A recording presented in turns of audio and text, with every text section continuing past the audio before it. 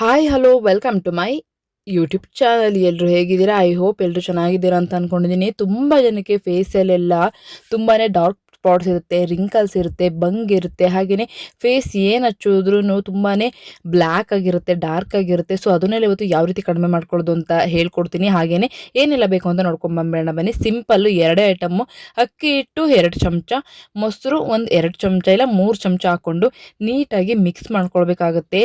ಇದನ್ನು ಹಚ್ಚೋದ್ರಿಂದ ನಮ್ಮ ಮುಖದಲ್ಲಿರುವಂತಹ ರಿಂಕಲ್ಸ್ ಕಡಿಮೆ ಆಗುತ್ತೆ, ಹಾಗೆಯೇ ಓಪನ್ ಪೋರ್ಸ್ ಕಡಿಮೆ ಆಗುತ್ತೆ. ಮೇಯ್ನ್ ಆಗಿ ಓಪನ್ ಪೋರ್ಸ್ ಮತ್ತು ರಿಂಕಲ್ಸು, ಬಂಗು ಈ 3 ಕಡಿಮೆ ಆಗುತ್ತೆ ಅಂತಲೇ ಹೇಳ್ಬೋದು.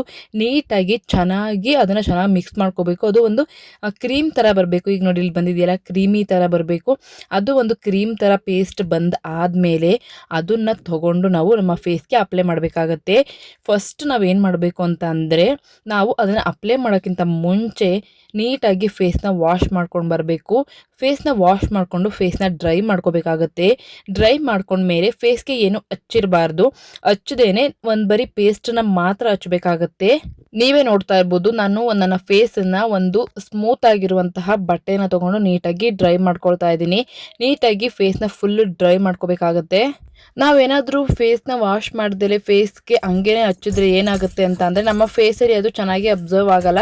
ಸೊ ಹಾಗಾಗಿ ಫೇಸ್ಗೆ ಏನು ಹಚ್ಚಿರಬಾರ್ದು. ನಂತರ ಪೇಸ್ಟನ್ನ ಸ್ವಲ್ಪನೇ ತೊಗೊಂಡು ನೀಟಾಗಿ ಫೇಸಿಗೆಲ್ಲ ಅಪ್ಲೈ ಮಾಡಬೇಕಾಗತ್ತೆ. ಮೊದಲನೇ ಕೋಟ್ ಹಾಕಿದಾಗ ನೀಟಾಗಿ ಸ್ಕ್ರಬ್ ಮಾಡ್ಕೋಬೇಕು. ಒಂದು 5ರಿಂದ 10 ನಿಮಿಷ ಚೆನ್ನಾಗಿ ಸ್ಕ್ರಬ್ ಮಾಡ್ಕೋಬೇಕು. ನಾನಿಲ್ಲಿ ಒಂದು ಕೈ ಯೂಸ್ ಮಾಡ್ಕೊಳ್ತಾ ಇದ್ದೀನಿ. ನೀವು 2 ಕೈನ ಯೂಸ್ ಮಾಡಿಕೊಂಡು ನೀಟಾಗಿ 2 ಕಡೆನೂ ಸ್ಕ್ರಬ್ ಮಾಡ್ಕೊಳ್ತಾ ಬನ್ನಿ.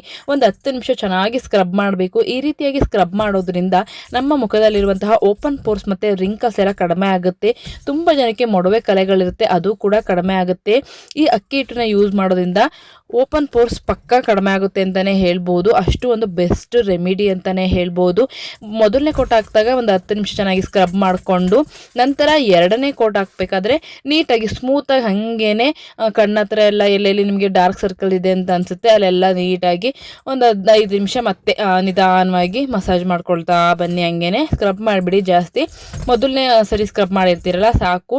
ಈ 2ನೇ ಕೋಟ್ ಹಾಕ್ಬೇಕಾದ್ರೆ ಸ್ವಲ್ಪ ನೀಟಾಗಿ ಹಂಗೆ ನಿಧಾನವಾಗಿ ಮಸಾಜ್ ಮಾಡ್ಕೊಳ್ಳಿ. ಆ್ಯಂಡ್ ತುಂಬ ಜನಕ್ಕೆ ಏನಾಗ್ಬಿಟ್ಟಿರುತ್ತೆ ಅಂದರೆ, ಏನು ಹಚ್ಚಿದ್ರು ನಮ್ಮ ಫೇಸಲ್ಲಿರುವಂತಹ ಡಾರ್ಕ್ ಸ್ಪಾಟ್ಸ್ ಆಗಿರ್ಬೋದು, ಹಾಗೆಯೇ ಡಾರ್ಕ್ ಸರ್ಕಲ್ಲು ಮತ್ತು ಓಪನ್ ಪೋರ್ಸ್ ಎಲ್ಲ ಕಡಿಮೆನೇ ಆಗ್ತಾ ಇಲ್ವಲ್ಲಪ್ಪ ಅಂತ ತುಂಬಾ ದುಬಾರಿ ಕ್ರೀಮ್ಗಳನ್ನ, ಕಾಸ್ಟ್ಲಿ ಕ್ರೀಮ್ಗಳನ್ನ ಯೂಸ್ ಮಾಡ್ತಾ ಇರ್ತಾರೆ. ಅಂಥವ್ರು ಈ ಒಂದು ನ್ಯಾಚುರಲ್ ಹೋಮ್ ರೆಮಿಡಿನ ಯೂಸ್ ಮಾಡಿದ್ರೆ ಖಂಡಿತವಾಗ್ಲೂ ರಿಸಲ್ಟ್ ಸಿಗುತ್ತೆ. ಹಾಗೆಯೇ ಇದನ್ನು ಡ್ರೈ ಸ್ಕಿನ್ ಇರೋರು ಯೂಸ್ ಮಾಡ್ಬೋದಾ, ಆಯಿಲ್ ಸ್ಕಿನ್ ಇರೋರು ಯೂಸ್ ಮಾಡ್ಬೋದಾ ಅಂತ ತುಂಬ ಜನ ಕೇಳಿದ್ದೀರಾ. ಆಯಿಲ್ ಸ್ಕಿನ್ ಇರೋರು ತಿಂಗಳಲ್ಲಿ ಒಂದು 3 ಸರಿ ಟ್ರೈ ಮಾಡಿದ್ರು ನಡೆಯುತ್ತೆ. ಡ್ರೈ ಸ್ಕಿನ್ ಇರೋರು 2 ಸತಿ ಮಾಡಿಕೊಂಡ್ರೆ ಸಾಕು.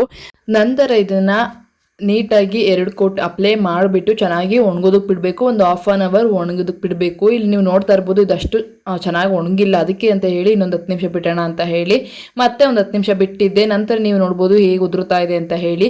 ಈ ಥರ ಉದುರುತ್ತಾ ಇರಬೇಕಾದ್ರೆ ನೀಟಾಗಿ ಸ್ಕ್ರಬ್ ಮಾಡ್ಕೋಬೇಕು. ಮತ್ತೆ ಆ ರೀತಿ ಮಾಡೋದ್ರಿಂದ ನಮ್ಮ ಫೇಸಲ್ಲಿರುವಂತಹ ಅನ್ವಾಂಟೆಡ್ ಹೇರ್ಸ್ ಎಲ್ಲ ರಿಮೂವ್ ಆಗುತ್ತೆ, ಹಾಗೆಯೇ ಈ ಓಪನ್ ಪೋರ್ಸ್ ಕೂಡ ರಿಮೂವ್ ಆಗುತ್ತೆ.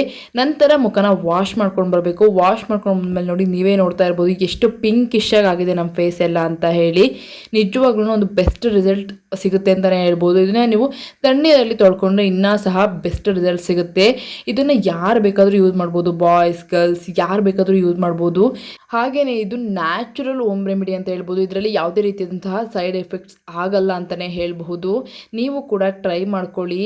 ಟ್ರೈ ಮಾಡಿಬಿಟ್ಟು ಹೇಗಿದೆ ಅಂತ ಹೇಳಿ ನನಗೆ ಕಾಮೆಂಟಲ್ಲಿ ತಿಳಿಸಿ ಅಂತ ಹೇಳ್ತಾ, ಇದೇ ರೀತಿಯ ನ್ಯಾಚುರಲ್ ಸ್ಕಿನ್ ಕೇರ್ ಟಿಪ್ಸ್ಗೋಸ್ಕರ ನನ್ನ ಚಾನಲನ್ನು ಸಬ್ಸ್ಕ್ರೈಬ್ ಮಾಡ್ಕೊಳ್ಳಿ. ಹಾಗೆ ಪಕ್ಕದಲ್ಲಿ ಕಾಣೋ ಬೆಲ್ ಐಕಾನ್ನ ಕ್ಲಿಕ್ ಮಾಡಿ. Thank you.